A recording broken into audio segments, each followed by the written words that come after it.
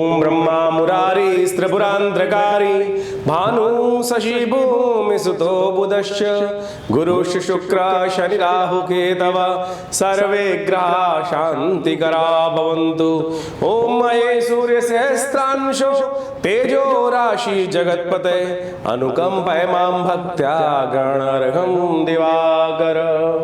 नमस्कार, स्वागत है आपका आचार्य वाणी में। मैं आचार्य डॉक्टर विक्रमादित्य आपके साथ हूं और आपकी राशि के अनुसार से ग्रहों का परिवर्तन क्या कुछ दिखा रहा है वो हम आपको बताने जा रहे हैं। देखिए, सूर्य आपकी राशि के अनुसार से भाग्य के स्वामी हैं। धनु लग्न धनु राशि वालों के लिए सूर्य का जो स्थान है, सिंह राशि का जो स्थान है, वो है आपका नवम भाव। वहां से एक राशि पहले अष्टम भाव में इस वक्त सूर्य का पदार्पण हो रहा है, जो 16 जुलाई से लेकर करीब करीब 16 अगस्त के बीच में रहेगा। सूर्य हर रोज एक अंश की गति से चलते हैं, निर्धारित गति है बिल्कुल।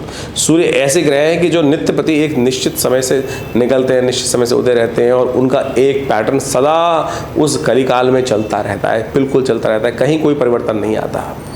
सूर्य का कैलेंडर इसलिए बिल्कुल एक ही डिग्री में चलता है, एक ही अनुसार चलता है और उसका प्रभाव आपके मनोमस्तिष्क में होता है, जब पूरे संसार में होता है। यदि सूर्य ना हो तो इस संसार में कुछ नहीं हो सकता है।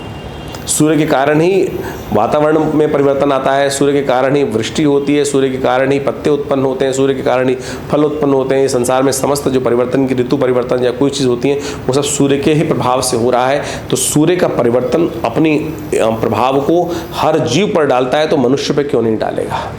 ज्योतिष ने उसको अध्ययन करके समझने का प्रयास किया कि क्या कुछ ग्रहों का प्रभाव आपकी राशि के अनुसार से हो रहा है। इस वक्त सूर्य आपकी राशि के अनुसार समझे अष्टम भाव में चल रहे हैं। धर्म के भाव का स्वामी अष्टम भाव, मिस्ट्री भाव, बंधन वाले भाव में आ रहा है। सूर्य को बंधन करने का कार्य कौन कर सकता है। जब सूर्य बंधन करने का प्रयास करोगे, सूर्य अष्टम भाव में होकर थोड़ा से बंधव में आएंगे, तो कहीं ना कहीं थोड़ा सा उसका विवाद भी उत्पन्न करने के योग देंगे। और ऐसे में विशेष तौर पर जो सूर्य होते हैं वो जो बंधन में थोड़ा तनाव महसूस रहते हैं, तो छटपटाने का योग बनता है। तो ऐसे में आपकी राशि के अनुसार से इस वक्त आप थोड़े से ऐसे हो सकते हैं, आपके मनोमस्तिष्क में ऐसा भाव हो सकता है कि थोड़ा सा बंद कर कार्य करना, बहुत सारे रिजर्वेशंस के साथ आपके ऊपर इम्पाउंड करने की स्थिति बन सकती है। और ये आपके लिए हर प्रकार से दिक्कत है। चाहे कोई बड़ा आपके ऊपर रूल करने का प्रयास करो, आपकी राशि ऐसी है कि कोई आप पर रूल करने का प्रयास करे तो आप बर्दाश्त नहीं कर सकते। ये धनु राशि वालों का विशेष तौर पर है ही। उनको इंडिपेंडेंट व्यू करते हुए, कार्य करते हुए योग बनते दिखाई दे रहे हैं। लेकिन जो ग्रहों का परिवर्तन है कि कुछ अननेसेसरी के रूल्स एंड रेगुलेशन, ऐसे में बंधन जो है वो आपको कार्य करने, स्वच्छंद कार्य करने से रोकने के योग बनाते दिखाई देंगे। ऐसे में आपको विशेष तौर पर थोड़ा सा ध्यान रखते हुए कार्य करना। देखिए, किस्मत बिल्कुल आपके साथ बैठी हुई है इस वक्त ओवरऑल ग्रहगण दृष्टिकोण से देखा जाए तो। लेकिन बहुत सारे लोग, परिस्थिति ऐसी होती हैं जो आपके ऊपर कमांडिंग पोजीशन बनाने के योग बना सकते हैं। इस वक्त आपके शनि महाराज भी वक्र स्थिति में चल रहे हैं, जो पराक्रम भाव में चल रहे हैं। सही रूप से आप अटेम्प्ट भी नहीं कर पा रहे होंगे, जो दृष्टिकोण से दिखाई दे रहा है। जिस तरफ आप सोच रहे हैं, जिस प्रकार से, उन सब चीज़ों में कहीं ना कहीं कोई अंकुश आपके, चाहे वो सांसारिक अंकुश है, चाहे वो वैचारिक अंकुश है, चाहे वो आपकी इनिशिएट लेने का अंकुश आपके मनोमस्तिष्क में उपस्थित है, वो कहीं ना कहीं बाउंडेशन जो है वो कहीं ना कहीं आपको अंदर से उस आपकी पर्सनालिटी पे कहीं ना कहीं प्रभाव डालती दिखाई देगी। ऐसे में आपको विशेष तौर पे कुछ खास उपाय करने की ज़रूरत है। आपके लिए सबसे अच्छा रहेगा गौ सेवा करने का प्रयास कीजिए। गौ सेवा जितना हो सकता है, हरी चारा गाय को विशेष तौर पर डालने का प्रयास कीजिए।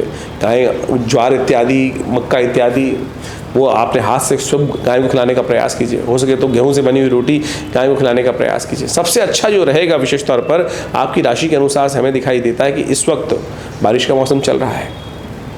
यदि बारिश वाला पानी एकत्र कर उसके द्वारा मेघ जल से भगवान का सुंदर अभिषेक करने का प्रयास करेंगे, भगवान शंकर का अभिषेक। भगवान शंकर का अभिषेक हम इसलिए बता रहे हैं कि इस वक्त जब परिवर्तन का योग बन रहा है तो देव शयन हो चुका है। भगवान विष्णु देव शेषशय्या पर विश्राम करने चले गए हैं और पालक जो है संसार का पालन करने वाले, और समस्त दायित्व जो है शिव के हाथ में है। और आपकी राशि के अनुसार से सुंदर योग यही है कि आप विशेष तौर पर भगवान शिव का सुंदर अभिषेक मेघ जल से करने का प्रयास करें, दूध से करने का प्रयास करें। ये दोनों चीज़ें आपके लिए बहुत सुंदर रहेंगी, आपके ग्रहजन प्रभाव को ठीक करने के योग बनाएंगे। अन्यथा जो ग्रहों का दृष्टिकोण चल रहा है वो आपके लिए थोड़ा भारी हो सकता है।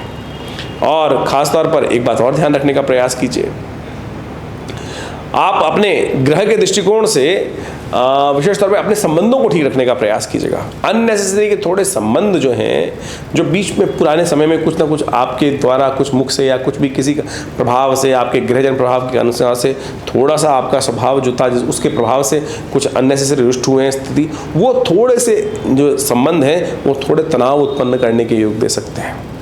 तो मैं कहूँगा थोड़ा सा अपॉलॉजी के साथ काम करने का प्रयास कीजिए। थोड़ा संबंधों को ठीक करने के लिए थोड़ा सा अपनी तरफ से लीनियंट होकर काम करने का प्रयास करें। अपने संबंधों को ठीक करके एक शब्द सॉरी कहकर या कुछ कहकर जो पुराने कष्ट हैं उनको ठीक करने का रास्ता बन सकता है। सरलता अपनाने का प्रयास करें। हर समय एक जैसा नहीं होता है। कई बार क्या होता है ना, दबी बिल्ली चूहों से कान कटवाने की स्थिति बन सकती है। कई बार हमारे चीज़ ऐसी कंडीशन हो सकती है, तो हमको उस समय में प्रैक्टिकल अप्रोच लेने का। देखिए शुक्र बहुत सुंदर स्थिति में आपके साथ सूर्य के साथ चल रहा है और वो कहता है कि डिप्लोमेटिक काम करने का प्रयास करो, तो करिए डिप्लोमेटिक कंडीशन से काम करेंगे तो अच्छा रहेगा। तो इसके ग्रह को इस प्रकार से समझ लेंगे तो अच्छा रहेगा आपके लिए। इस प्रकार से ज्योतिष के दृष्टिकोण से आपको समझना चाहिए कि ग्रह गोचर का परिवर्तन जो है किस प्रकार से आपके जीवन कुंडली के अनुसार से योग बनाता है, और उसके हिसाब से ही हमारे जीवन में हमारे समक्ष बहुत सारे जो योगा योग का फल होता है वो उपस्थित होता है। उसके अनुसार से हमारे जीवन में ग्रहों का अच्छा बुरा प्रभाव जो हम यदि समझ लें तो उसके नेगेटिव प्रभाव को हम अपने जीवन से दूर करने के लिए भी रास्ते चुन सकते हैं। उपाय यही है। देखिए ज्योतिष के अंदर एक कारण है और एक है निवारण। निवारण के अंदर विभिन्न उपाय हैं। बहुत सारे लोगों का मत ये रहता है कि जब जीवन में जब कुछ बन रहा है, हो रहा है, आ रहा है, जब वो निर्धारित है तो फिर उसमें परिवर्तन कैसा कर सकते हैं। देखिए कुछ भी निर्धारित नहीं है, सब कुछ आपके कर्म के अनुसार से है। जिस प्रकार का कर्म होगा उसके अनुसार से उसका फल होगा। यदि कोई दुष्कर्म हमारे द्वारा या किसी के द्वारा हो गया है जीवन में, तो उसका प्रायश्चित करने के लिए भी विभिन्न रास्ते हैं। जब हमारे जीवन में कुछ दुष्कर्म हुआ तो उसके कारण से कुछ दुष्प्रभाव उत्पन्न हुआ, तो उसको शुभ करने के लिए पुण्य कर्म बढ़ाने का हमें प्रयास करना चाहिए। यही जीवन की विचित्र विडंबना है कि हमको ये ज्ञान सही रूप में सही जगह यदि प्राप्त हो जाए तो हम सब चीज़ों को ठीक करने का रास्ता बना सकते हैं। वास्तविक तौर पर ये समझ लीजिए कि जो निवारण है वो परमात्मा का नाम ही है। हम विभिन्न उपायों की तरफ जाते हैं, उन सब का एक ही जो रास्ता है वो परमात्मा की कृपा ही है। हम किस प्रकार भी परमात्मा का नाम यदि श्रद्धा के साथ ले लें तो वो हमारे जीवन में सब प्रकार के अशुभ प्रभावों को दूर कर देता है। फिर भी ज्योतिष के दृष्टिकोण से अनेक उपाय शास्त्र में बताए गए हैं, वो भी अद्भुत रूप से कार्य करते हैं। तो सूर्य को मनाने के लिए विभिन्न उपाय जो शास्त्र में वर्णित है, चाहे वो सूर्य को जल देना, चाहे वो रविवार का व्रत रखना, अच्छे कर्म करना, गेहूँ इत्यादि का दान करना, नमक का दान करना, सूर्य के मंत्र ओम घृणी सूर्य आदित्याय नमः इस मंत्र का नित्यप्रति जप करना, गायत्री का जप करना, ये सब के सब एक ऐसे अद्भुत उपाय हैं जिनको यदि आप करें नित्यप्रति तो सूर्य के होने वाले बहुत सारे दोष जीवन से दूर हो जाते हैं। तो इन सब कर्मों को यथाउचित भाव से अवश्य करने का प्रयास करना चाहिए। सूर्य का जो आदित्य हृदय स्तोत्र है वो तो अद्भुत है। यदि उसका सानिध्य नित्यप्रति लिया जाए तो अनेक प्रकार से जीवन के कई कष्टों को दूर करने का रास्ता बन जाता है। सूर्य प्रत्यक्ष देवता है शास्त्र के अनुसार से, और वो नित्यप्रति अपना दर्शन देते हैं प्रकृति में, हर मानव को, हर जीव को अपना दर्शन देते हैं नित्यप्रति। अपने कार्य के अनुसार से वो संसार में प्रकाश का उत्पत्ति करते हैं, इसलिए हमारे यहाँ उनको प्रत्यक्ष देवता कहा गया है। तो उनको ठीक करने के लिए उनके ग्रह प्रभाव को अपने जीवन से यदि हम अशुभ प्रभाव यदि किसी कर्म के अनुसार से हमारे जीवन में बन गया है तो उनको ठीक करने के रास्ते अवश्य आपको चुनने का प्रयास करना चाहिए। और यदि नित्यप्रति भगवान सूर्य को आप जल देंगे तो उनके तेज को ग्रहण करने से भी आपके जीवन में जो कहीं ना कहीं कुछ उठापटक के योग हैं, कुछ नेगेटिव सूर्य के अनुसार से जो प्रभाव उत्पन्न दिखाई दे रहा है ज्योतिष गणनाओं के अनुसार से, उसको बहुत बढ़िया तरीके से ठीक कर सकते हैं। और विभिन्न प्रकार से विभिन्न समय और इस समय तो बड़ा अद्भुत योग चल रहा है। जब तक ये सूर्य जो महाराज जो कर्क राशि में चलेंगे तब तक सावन का सुंदर महीना चलता दिखाई दे रहा है, और ऐसे में भगवान का सुंदर स्तवन करें।